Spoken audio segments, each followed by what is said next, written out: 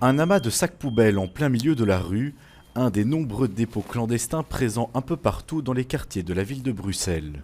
Ce n'est pas un crime, mais un comportement concernant de citoyenneté.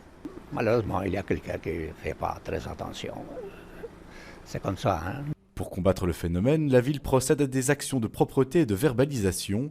Des agents de la commune, accompagnés par la police, traquent ces dépôts. Après avoir retiré les poubelles, les agents procèdent aux fouilles. L'objectif, c'est d'essayer d'identifier le ou les auteurs du dépôt du sac.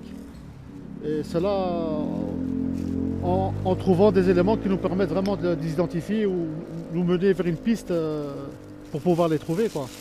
Bingo, des adresses situées en Flandre. Les personnes en infraction recevront une amende. En 2025, on a infligé plus ou moins 7731 taxes. Et dans donc, ces 7731 taxes, il y a 40% qui proviennent en fait d'habitants ou de sociétés qui ne résident pas à la ville de Bruxelles. Ici, un autre dépôt, des planches, du mobilier et même des bonbonnes de gaz. Selon les habitants du quartier, ce spectacle est quotidien. Vous sortez de chez vous et vous voyez tout un...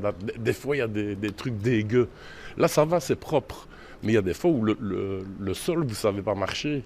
Il y a des résidus gras, de l'huile, enfin voilà, très désagréable. Selon la ville, le nombre de taxes en 2025 a augmenté de 61%, dû à une meilleure capacité de sanction de ces incivilités. La commune veut aller encore plus loin en utilisant plus de caméras dans les spots majeurs.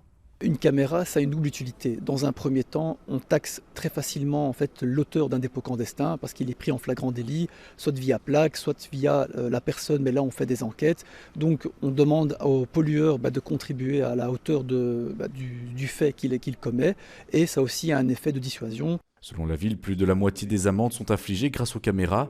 Le montant total en 2025 dépasse le 1 million d'euros.